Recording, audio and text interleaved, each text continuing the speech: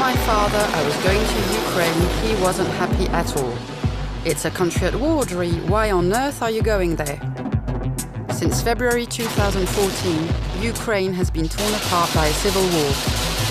It opposes a central government and pro-Russian separatists in the southeastern part of the country. A war that destabilized the whole of Europe, caused almost 8,000 deaths and ruined the economy. But don't worry, Daddy dear.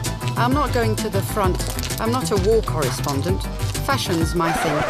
And despite the war, fashion is alive and well in Ukraine. And the reason I'm going there is to meet these designers who are fighting for their country in their own way, with scissors and sewing machines. Am I sexy?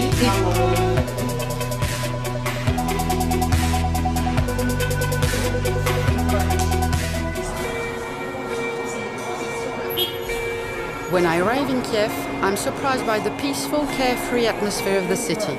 I wasn't expecting that at all.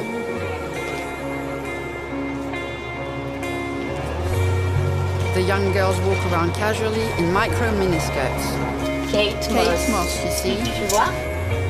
They sit in the sun eating ice cream, an unusual atmosphere of dolce vita, whilst war wages in the eastern provinces of the country. The policewomen are so beautiful.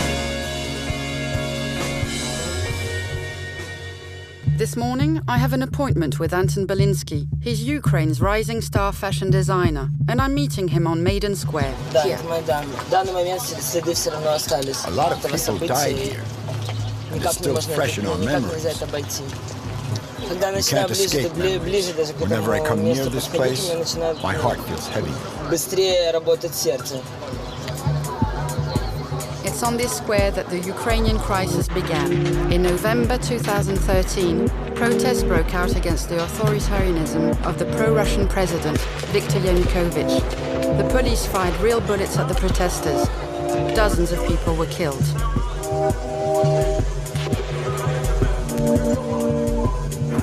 Yanukovych was ousted from power in February 2014, but in the eastern part of the country, anti-Maidan protests broke out. It was the start of the civil war that's ravaging the country today. Anton Belinsky was on the barricades during the Maidan riots, a revolution that inspired him to create a fashion happening. You did a fashion shoot on Maidan? It was much more than a photo shoot. It was my response. It was what I was able to do at the time. I wanted to be useful. We even brought medicine here. But when they started breaking up the crowd of demonstrating students, I was devastated.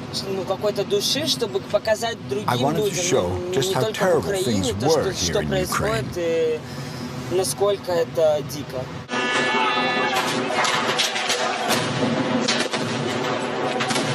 Я был до этого на Западной Украине, у меня был кожух такой, в котором,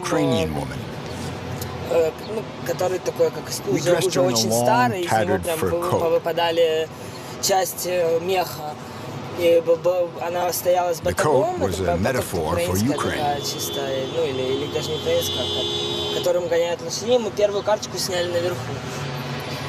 Вторую карточку мы сделали, собственно, вот тут, когда стоял ОМОН. Right in front of the riot police. И вторую карточку мы одели на model in an old black dress from my collection. Такую робу, которая у меня была в коллекции. And we put tears of blood on her face. She was also wearing the traditional dress. It was a sad metaphor for Ukraine. Как сообраз.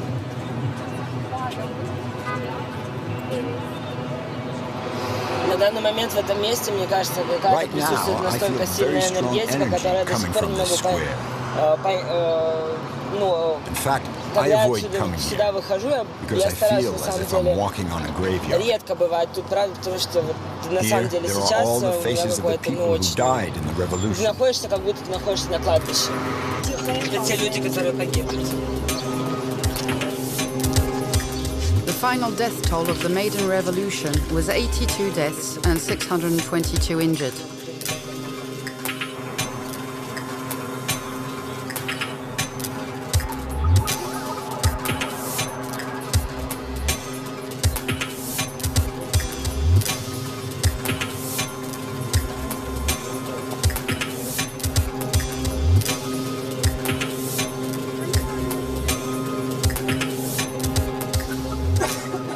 здесь тут не ощущается, но все равно есть какое-то... Чувствуется, что в стране война, и это невозможно по-другому воспринимать. И каждый раз, когда мы что-то делаем, я иногда себя очень за это корю, потому что пока мы что-то делаем, конечно, мы не можем остановить процесс, там, допустим, моды, всего остального, но война идет, и люди умирают каждый день. Despite the current dramatic situation, Anton has decided to continue his work as a fashion designer. Hello. I join him in his workshop not far from Maiden. Anton is a sort of Ukrainian Castelbajac. Et donc ça, c'est la dernière collection que tu as créée. It's spring, summer. So what was your inspiration? I based this collection on constructivism and also on a film called The Country of the Deaf. It's a film from the post-Soviet period about two deaf-mute women. This is a bit, There's a slight Mondrian influence too, no? Un peu? It's constructivism. Malevich. Okay. It's beautiful. Is it streetwear? Yeah. Sportswear. Yes.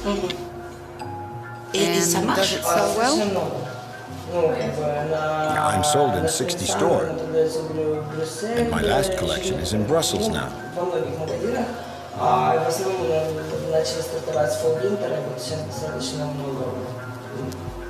While the war may occupy his mind, it doesn't influence his work. Anton sells most of his collection abroad, and war is a hard sell. Can I try it? Good.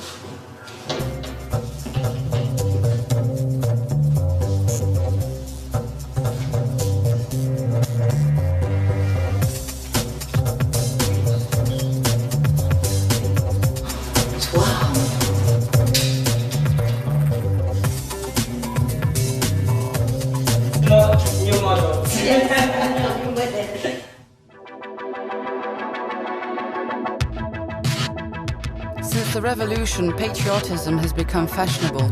All over the city, the colors of the Ukrainian flag are omnipresent. Everything is yellow and blue. Everything.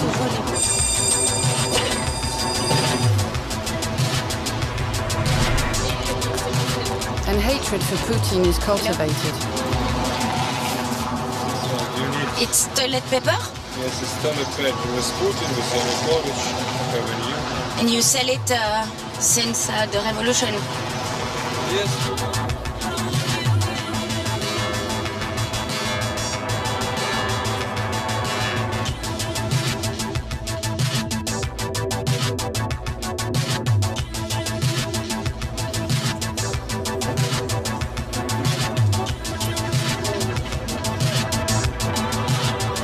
With the war, fashion is also becoming infused with patriotism. In fact, the traditional Ukrainian dress, the vyshyvanka, linen and cotton dresses and blouses with embroidered sleeves is making a big comeback.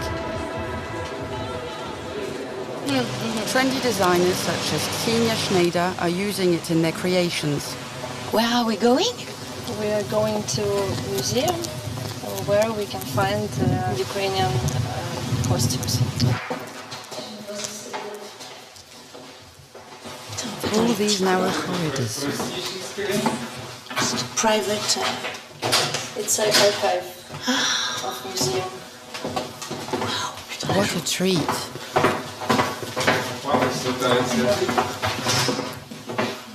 Smell. The smell of archive. The museum manager has reserved a surprise for us. These are old dresses or these are new dresses? Так. Аутентик. Скільки років? 100 років, десь в районі 100 років. 100 years. Wow. The main colors are Білий, синій, red, жовтий. black, white, yellow and blue, Okay. as I told you. And I'm actually using these colors. Ми бачимо червоне, чорне, червоне. This is very typical. Ось, червоне, біле.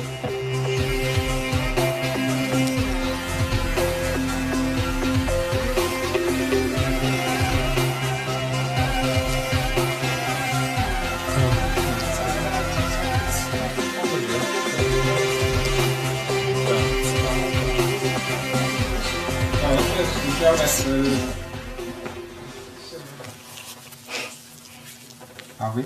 Ну, давайте. Very old. Століття It's also 18. 17th century. Okay. Шовк і срібні нитки в всесвіті, так що тут Each flower is life. flower is a soul, symbol of soul. Okay. Life and soul. We are all flowers. You already seen those such old embroidery? Only in books. So it's my first time when I see it. Do you think it can inspire you? I don't know yet, but I'm feeling really excited. And really lucky, maybe. Lucky, yeah.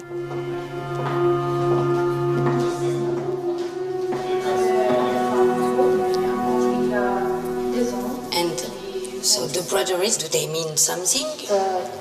Very deep meaning, like protection. Each sign it can protect.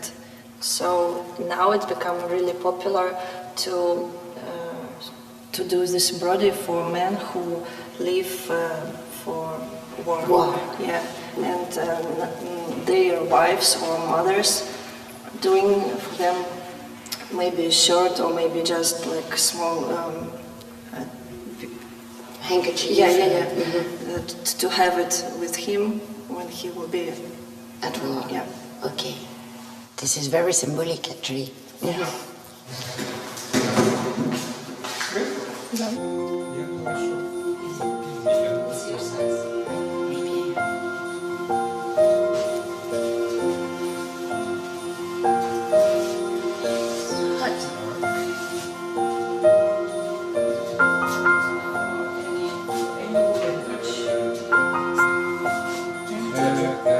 I have to have the eyes at my back. Why? Why? Чому очі саме позаду? Правда, тому що в спину хто дивиться, ви не бачите, ви You don't see evil behind you. You can't see it. This eyes see the evil things, bad things, and protect you. So it protects me. Yeah. Your back. And? It's too old. And this protects me too. These slightly kitsch embroidered clothes are also exported outside Ukraine. They've inspired Valentino's haute couture spring-summer 2015 collection and the most popular It Girls. The war will at least have served to promote some of the treasures of Ukrainian culture. It was a trap. After the brief course in the history of fashion, Ksenia wants to show me her own collection. On the way, we pass in front of Maidan Square. Are we next to Maidan? Yeah. Yes. Yeah, you went to Maidan, you? I went, but I wasn't so active like Anton. Okay. Why? Why? Because my husband, he's Russian. And we had this conflict in our family. He's Russian? He's Russian, yes. He lives in Kiev? At that time, yes, he lived in Kiev, and he said, if you go there, just stay there and don't come back. Really? Yeah. What did he say? Well, how did he argument? Argument is it's really dangerous, you have a baby and so on, but... So it's not political? I think it was half political, half family. All my relatives, my parents, my sister were at my home. Okay. All my friends and my heart was willing to go, but I have to stay. Ksenia revisits the Vyshyvanka. She's created a 2.0 version of it. Her collection is sold in Kiev's trendiest concept store.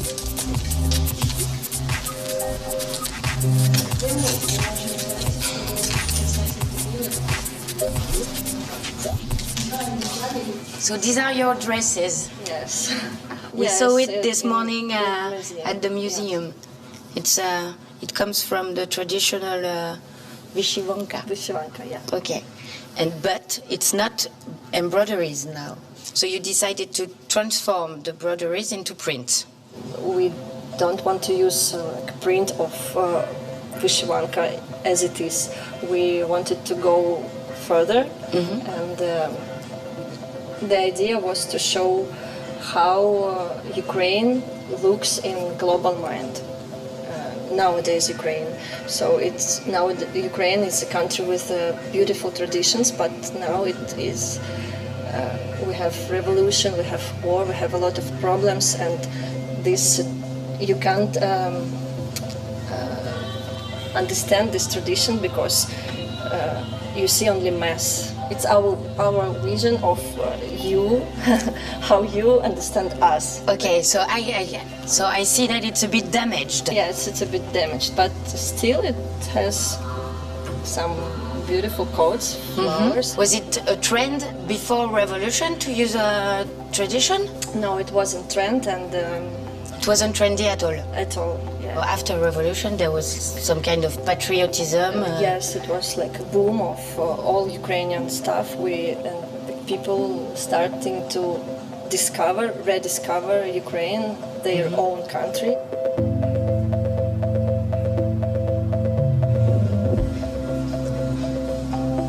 You are gorgeous. So this is your favorite dress? Yes. Why? I like this print that it's red over here and flower, like graphic over here and flowers all over the dress. And I like long sleeves and I feel protected.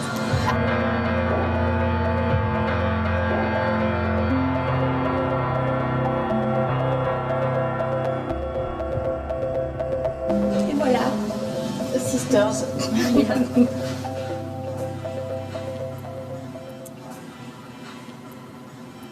How much does a dress cost? In retail? Yeah. You need the retail price, yeah. I think it's around 150 euros. 150 euros? Yes, or 200. Okay. I think that the average income is almost the same price.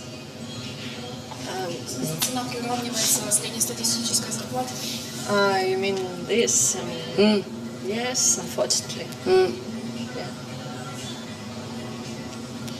Yeah. I can nothing do with this. The war has plunged the country into an unprecedented economic depression. In 1 year, the currency has been devalued 3 times. The average income has dropped to 60 euros per month and unemployment has soared. And as it's often the case, it's the young people who are the most affected.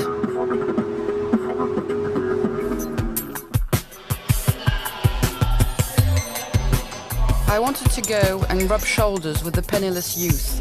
After wandering around the city for an hour or two, I found myself on the bridge, squatted by graffiti artists and breakdancers.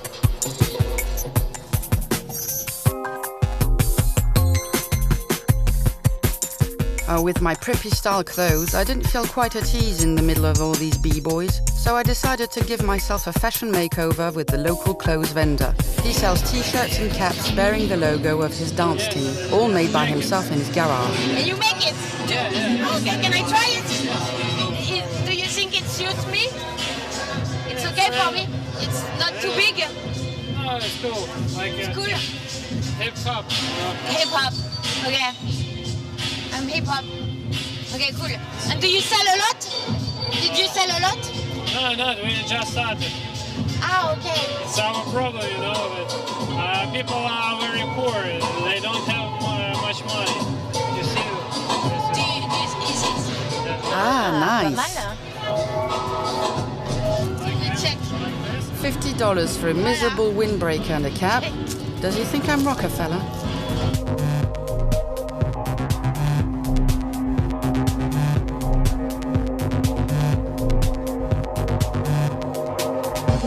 In Ukraine, there's no H&M, Gap or Uniqlo, and in any case, it would be too expensive for them. So to clothe themselves, the young people have found another solution. Where do you buy your clothes? I buy my clothes on the second hand, if you know. These cheap clothes that come to us from Europe and other countries, and we buy it for low cost. Oh. C'est perfect. Yeah. And you have very beautiful eyes. They're all knockouts here. He was handsome, wasn't he? You see, the young people here are beautiful.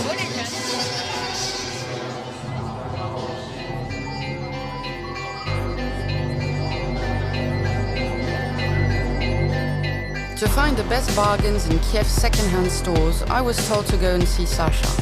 He works in a very chic concept store. Hi, Sasha.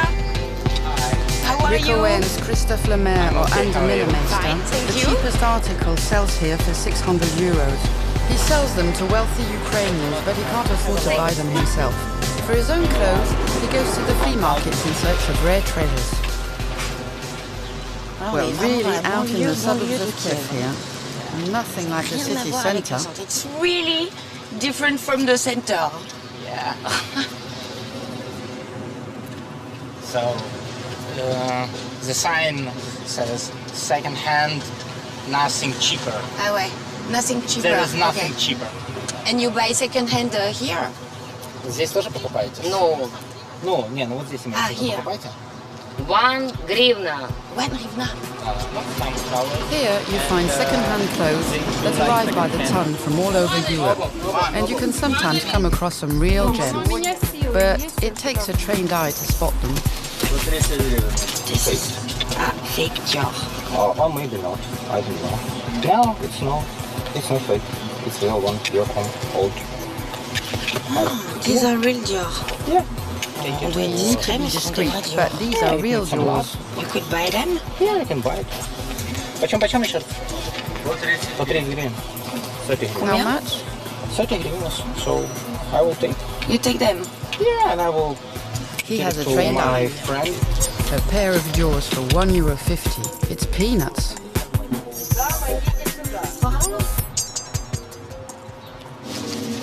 So this is the shop. Yeah. So now Looking for some stuff. Usually they have some men clothing, but from what I see today, there are a lot of women clothing. Yeah. So what are you looking for?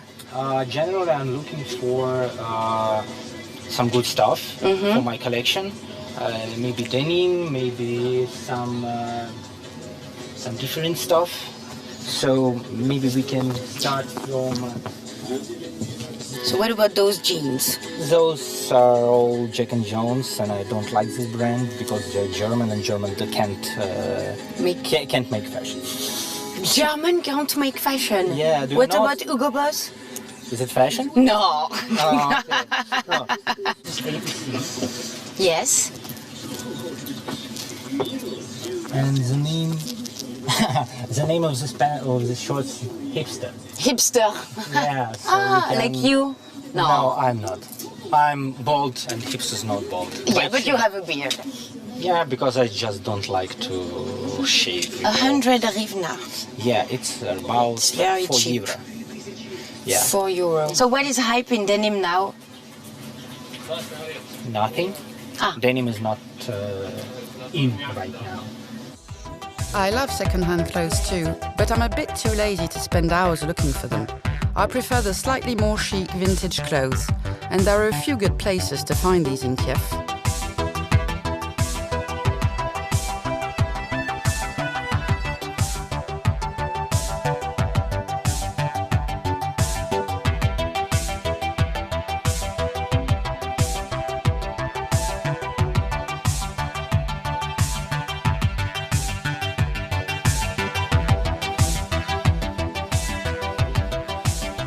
With the economic crisis, consignment stores have become extremely popular.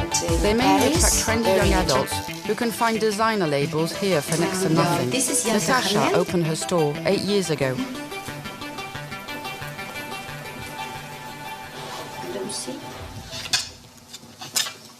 This is an Yves Saint Laurent jacket. Yeah. Wow. Yeah. Can I? Yes, of course. To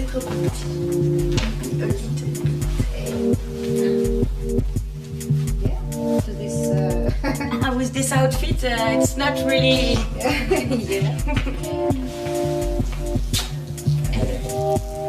Not bad. So, for you who has no taste? Not bad. So, Great. Really nice. Folky stuff. This is also young. So maybe some. I see your tattoo. Yeah, it was the accident. Do it yourself. Too tough to die. Oh. It was an accident. It was an accident. When did you do it? Maybe 15 years ago. Okay. Ukraine declared its independence from the USSR in 1991, so Natasha has lived over half her life during the Soviet era, a different world. When I was a pioneer, I was at school when it was the Soviet Union, you know, that they say... You were a pioneer? Pioneer. What is it? It's a communist organization for kids. Okay. Small kids. And what do you do there? And they asked us to collect chestnut nuts to send it to Paris, because in Paris there are no trees at all, and we have to help them. Really? Propaganda. But we believed that we were helping to Parisian people to grow the trees. Oh, you were so nice. That was me. Thanks to you, we have trees now. Yeah. You know. Yes, absolutely. So funny. Natasha's really great. She invites me for dinner tonight in her dacha.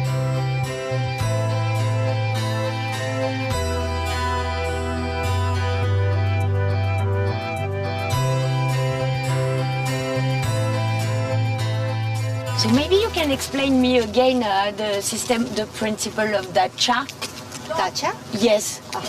When it was Soviet times, when people were were working in the big factories and were very hard working, very busy, government gave them the part of their land where they can grow up some vegetables, fruit trees, to be closer to the nature and to make city more green. It was a big idea. And then after perestroika, they led people to make it private. And you have a nice view. Yeah. Okay. Wow. Don't be afraid. Completely all. So this is an old dacha. No. This is a house that we built in 2004. Okay, it looks old. Yeah, we like the old style. Fashion style. Yeah, okay. From the very beginning. Like your vintage shop. Yeah, of course.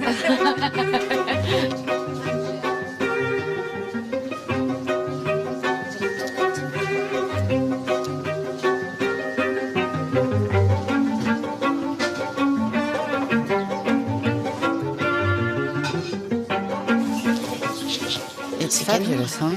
I feel like a czar. In the USSR, being fashionable was already considered I subversive. think that in Soviet times, it was much more easier to be fashionable, because a lot of people, most of the people were the same. They were like, I don't know, like in uniform. What was the uniform? Not bright, very dark colors, very like it looks like uniform, like you are in a system, so you are just part of the system, so you shouldn't be very bright. But at that time, to be fashionable it was very easy, because you just put something bright. All street is looking at you because you are different. To be different was very fun that time. And that's why they told me that you are so fashionable. Why? I just like to be different. You couldn't find the clothes in the shop. We had these guys, farsovka, maybe you know what is. This is guys, they came to the hotels where foreigners come and became friends. Just, hello my friend, where are you from? And they bought some stuff from them. Their clothes, not souvenirs, just clothes. Back then, the practice was strictly forbidden. It was out of the question to enter into contact with Westerners or do black market trade with them. To be fashionable at that time was from one side more difficult and from another side more exciting and interesting, because it makes you always nervous, always thinking about creating something.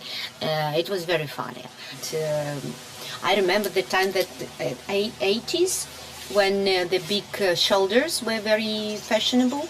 But I didn't realize that I'm very short. I'm not tall, yeah. And I wear these huge shoulders and I looked like hockey player, you know. So it was fashionable for everybody, and for myself. I thought that I'm very fashionable because I know that this fashionable. You didn't know. And for them, I was fashionable because I was funny and freak.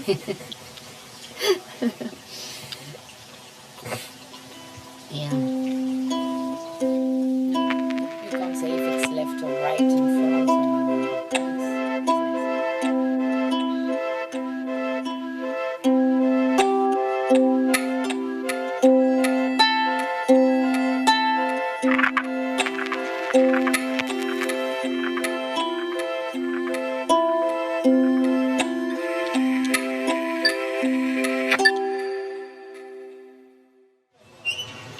Since my arrival here, I see a lot of young women in the streets. But where are the men? There's one place where I should be able to find men. Real he-men. It's called Hydro Park, and it's bursting with testosterone.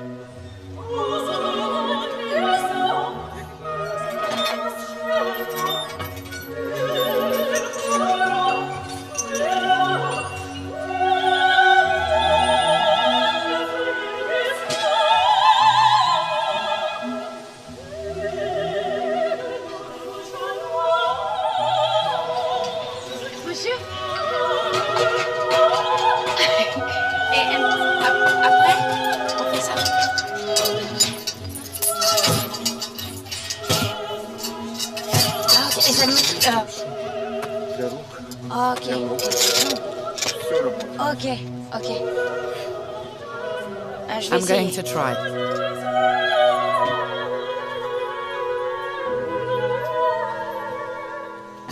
Well, bodybuilders that look like hitmen aren't really my cup of tea. I'll get back to my subject. Today I have an appointment with Anna Kay, Ukraine's hottest young designer at the moment. So I'm a bit nervous about my appearance. No, this isn't right. Yeah, we are rolling. I've looked like a sack of potatoes since this morning. That's true. I'm dressed badly? Yep. You could have said something this morning. Seriously? Well, that blue thing on your pocket there looks a little weird. But it's a Ukrainian designer. Yeah, but it's a little different. Well, look who's talking. Come on, let's go. Anna Kay is one of the Ukrainian designers that exports the best. At 19 years old, her pop art, acidulous collections are sold in 25 countries. Anna is following her own path despite the war. She's a very mature and determined young lady.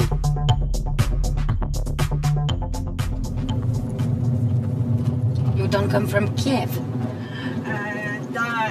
I'm not from Kiev, but I've been living here for 5 years. I grew up in Kremenchuk. It isn't far from Kiev. I moved to Kiev when I was 14. And when you moved to Kiev, you were with your parents? No, I came here alone because I wanted to be a model and live in a capital city. After studying for 9 years in an art school in Kremenchuk, I knew that I wanted to be a fashion designer or work in a creative environment. I was sure of it. At 14 years old, your parents, they left you alone in Kiev? Yes. Yes. In our family, it's normal to start young to reach a high level.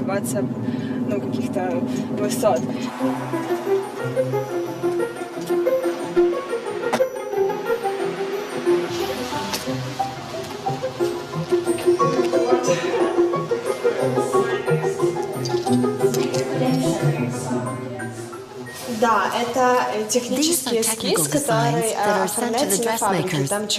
There are specific lengths and measurements, types of material, colors, etc. And how would you describe your own style?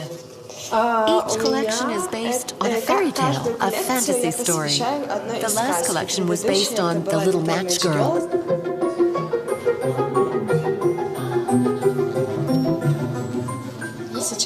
The one before that was The Princess and the Pea. For each season, I base my collection on a fantasy story for young girls. My style is very romantic without being classical. The cuts express femininity. Colors of the collections? Yes. I'm not going to use them all. It's just a palette to help me make my choices. For the luxury collections, I'm going to use silk. So now we go to see the clothes. Yes.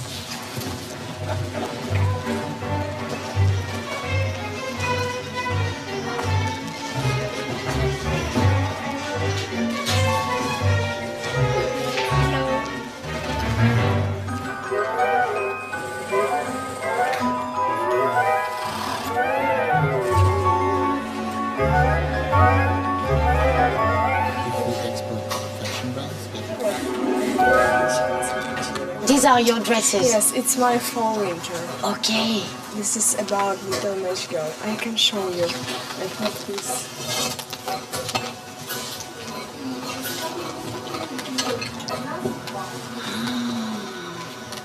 This is silk. You remember this? Yes. Silk. Yeah. This is the pink silk you showed me.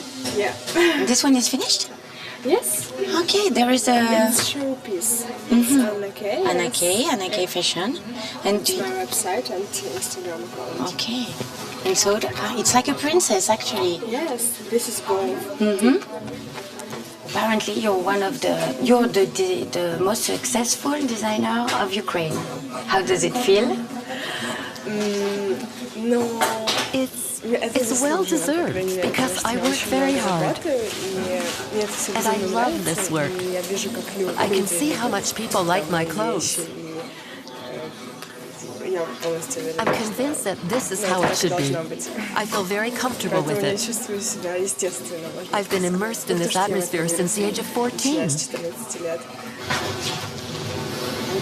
Oh, this is my fall-winter. Fall-winter collection. Yes. And there are many, many dresses. Yes. Many different dresses, skirts. All the jackets. Yes. Jackets. And where are they all going?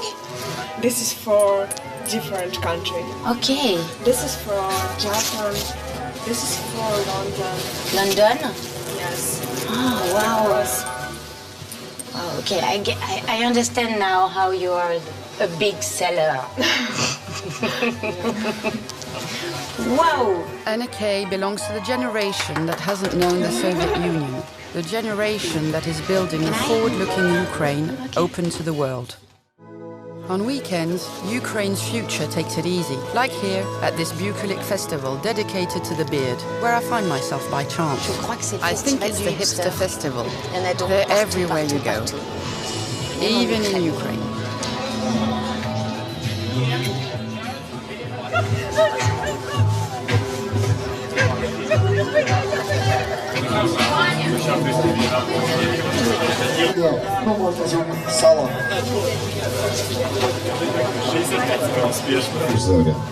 And like all self-respecting hipsters, they take care of their beards here.